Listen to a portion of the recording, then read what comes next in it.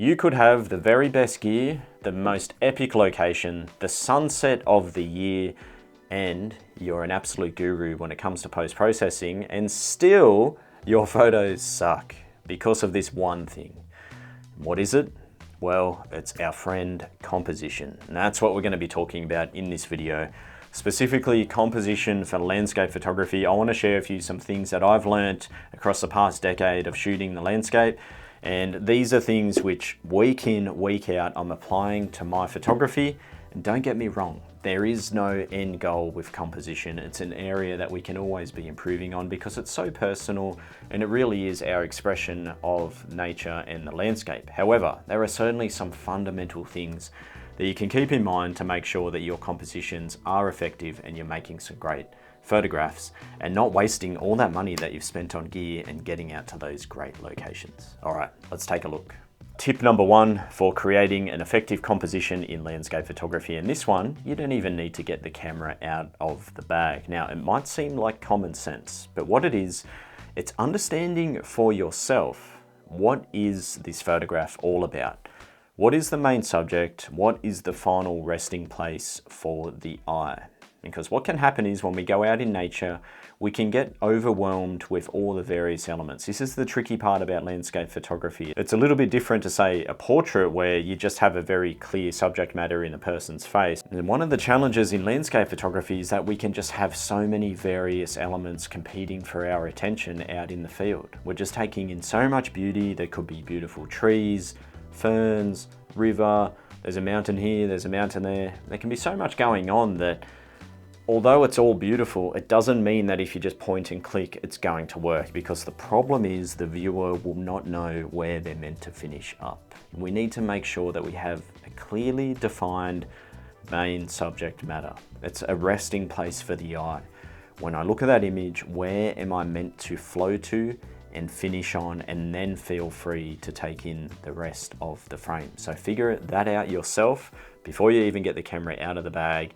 Why am I feeling inspired? Why do I want to actually get the camera out now? What is it about this scene that I'm looking at which is stirring something inside of me? So clearly defined subject matter.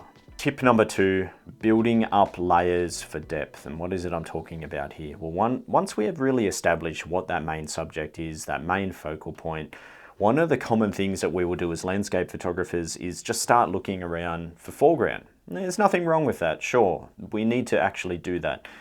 However, we shouldn't be going straight to the foreground. We've completely forgot about the potential midground, which is highly important in creating depth and separation. So what I suggest you do, once you have really figured out what the main subject is, what's that main resting place for the eye, then build the composition from that point forward.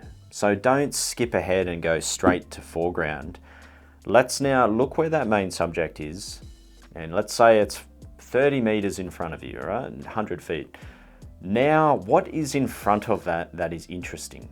Is there beginning of a river there? Are there some trees which are arching in? Are there large boulders either side of that subject, which if I position myself, I can frame it up? Start to look around that mid-zone, the mid-ground. Then from there, we can start to look at elements getting closer and closer to the viewer. Now, you could say, well, why are we even adding a foreground and midground? That's fair enough, you know, we don't always need to do that. And sometimes we'll have a very simple image, which is like a portrait, like a zoomed in telephoto shot of some kind of subject matter or an intimate frame pointing down at the ground. But what I'm talking about here is what we call grand landscape photography, something that I love and feel most inspired about. It's getting out there and looking at the sky, landscape subject matter, and then lots of layers leading forward to create a big three-dimensional image to make the viewer feel like they're out there with me in the landscape. So if we start far off in the distance with that main subject, and then we start to bring in other elements. And what are these other elements? Well, it just completely depends where you are. But some of the common things that I'd be looking for is anything that can provide a sense of balance and flow, which will help continually push the eye towards that final resting place, that main subject. We don't want something that's going to block or restrict the eye. And that gets onto my next point. So if we have our, background, midground, foreground, all those 3 layers are there in order to create depth because we have near and far, and then we're going to create flow with these elements. And now we need to create harmony. We want things to move in the direction of that main subject and not away from it. One of the common things I'll say is don't have a roadblock there. We don't want something running horizontally that will now stop the eye from getting to that main focal point. And that's one of the very common problems we can have. We might have a flowing river in the foreground, a waterfall in the background, but then somewhere in that midground area, you've got a big log running from left to right that's cutting through the frame. Boom, we've got a roadblock now. The eye can't effectively transition from the front to the mid to the back. And that's really what we're trying to do. We want the viewer to, subconsciously flow through the scene, hit that main subject, and then begin to look around. But there should be a pull that pulls us through the frame and nothing restricting the eye from getting to that background. Now, of course, there's so many variables and every scenario is going to be different.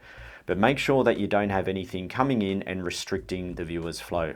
Think of it like if you're playing ping pong and you're going to hit the ball. Can the ball effectively get all the way through, or is it going to hit something and bounce away? And that's what's going to happen to the viewer's eye if we have too many roadblocks or things that are just completely stopping the flow. So when we're selecting our foreground, we're thinking about our midground as well. Select elements in nature which have a natural sense of movement and flow to them. And this is where the wide angle lens is very powerful.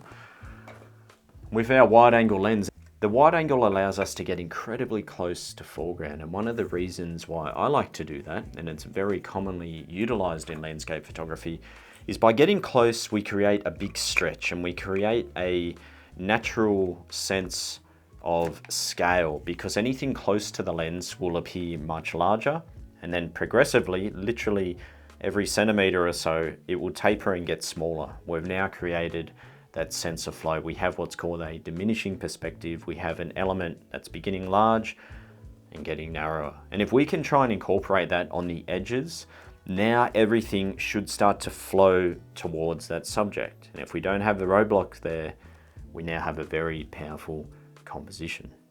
People often ask me about the rule of thirds. Honestly, I don't ever think about thirds at all. The main thing that I keep in mind and I like to teach is whatever that main focal point is, whatever the main subject matter is, just don't put that on the edge of the frame. Don't put it up in the corners or anywhere near the edges, because you've just completely imbalanced the image. And that's what I really consider in my composition. It's balance. I want to make sure that if I have subject matter on the left-hand side, I'm going to have some on the right-hand side now too. If I've got a lot of weight in that top right-hand corner, then I want to counterbalance that and have a lot of weight down in the lower left, vice versa. If I've got a lot going on down the bottom, I want to make sure that it's all going to roll through and be balanced out by something in the background.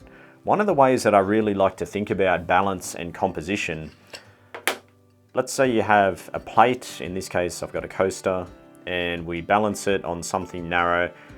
If everything is balanced out effectively, it should basically stay nice and level.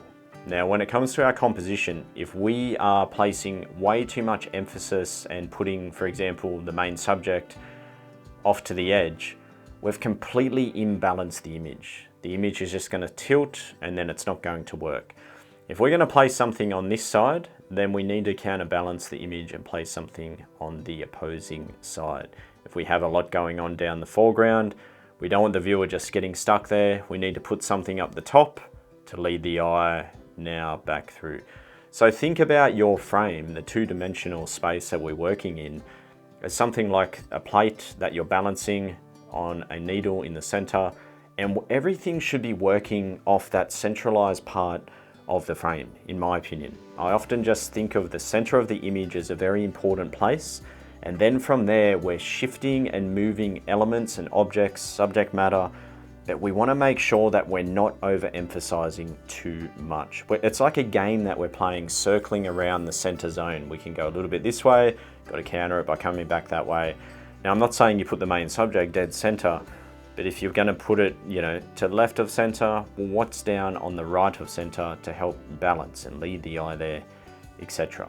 So another point, keep in mind, composition is just all about shapes. When you're out in the landscape, you don't even really need to think of, wildflowers, clusters in the foreground now. If you have some on the left and right, don't think of them as flowers anymore. Just think of those as two shapes that are balancing each other out. If you have a river and it's wide and getting narrow, we have a big triangle. If you have trees in the background, you can just think of those now as big shapes. All that matters, are we getting all of our shapes balanced out in the frame? It's so easy for us to just get fixated on the tiny details, the little blades of grass and all these intricate things that we see out there in nature.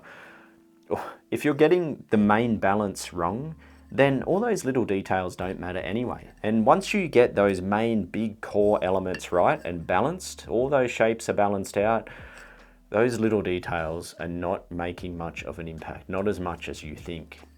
Keep in mind the power of balance. Don't even worry about the rule of thirds.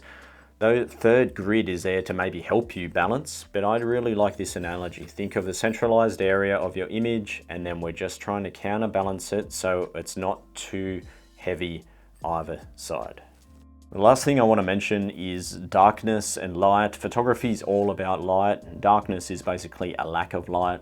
When it comes to our photography though, let's keep in mind the impact that light has on an image and how the eye is basically drawn to light. You really want to make sure that you are utilizing darkness to push the eye to light. And that's why often I'll try and time my images so I have light in the background where the main resting place is, the main focal point. So let's say it's a mountain. I'm going to try and time my image and my photography when I have some kind of light hitting the mountain, or maybe there's light on the clouds which are near the mountain. I'm really avoiding light in the foreground, or too much light anyway. We don't want competing light. So think about shade and how good shade can be in our composition to lead the eye to the areas of light and where we want it to go. So try and time your photography when the light is a bit lower on the horizon. The problem with midday light, it's coming down and it's just putting light everywhere. It gets very difficult then to dictate where the eye goes when we have too much competing light within the frame. Shade is very important. One of the challenges is when you're starting out, it's hard to capture shade because you think it's underexposed, and then where the light is, you might think it's overexposed. You're capturing what's called a big dynamic range. That's why it's very effective and very common in landscape photography to shoot for the highlights. So you're shooting for those brighter areas. The dark shadows, you'll just have to let them remain dark and they will look quite dark on the back of your camera.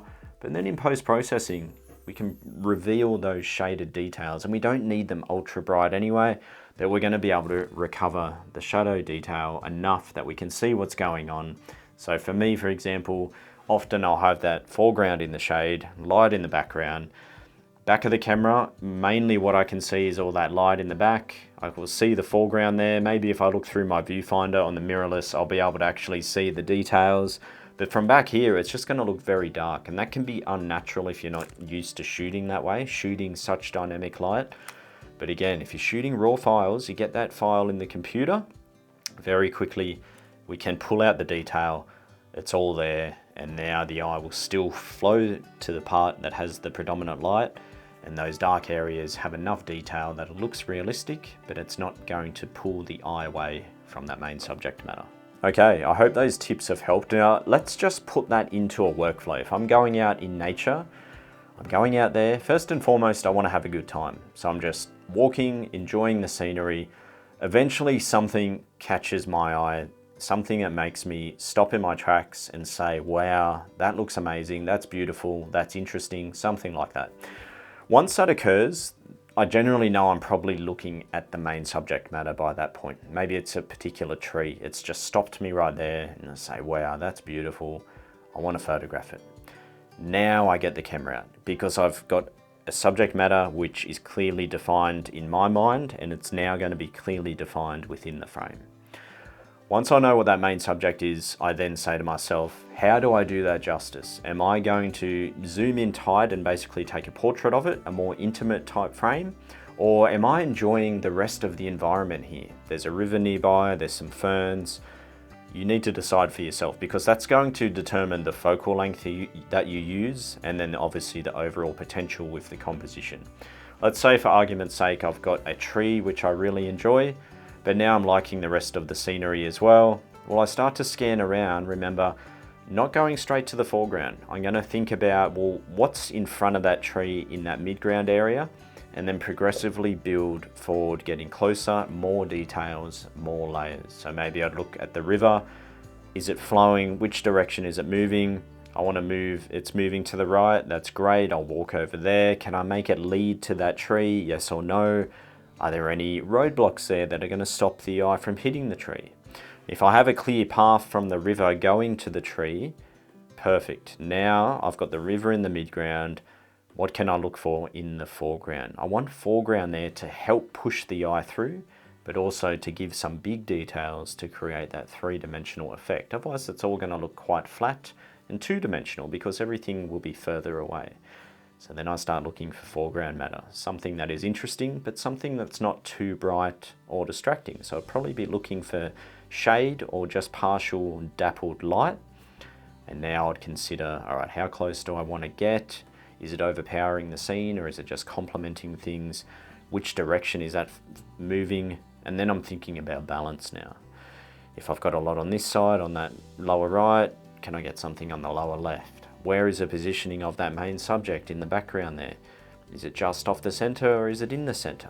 If it's off the left of center, then I need something to counterbalance that on the right of center. Just completely thinking about my frame and working on that centralized zone so I'm not too heavy either side. Hopefully you're there when the light is right, and if you combine all these things, build up the layers, remove the roadblock, you're gonna have an effective composition. I hope that's made sense, guys, and I haven't rambled on too long. If you want to learn more and you haven't checked out my composition masterclass, just check out the link below, because I go a lot more in depth with various example images. Otherwise, I hope to see you in another YouTube video soon. Your thumbs up and comments and shares go a long way, so thank you so much. All the best with your photography, and if you have any questions, just leave them below. Cheers.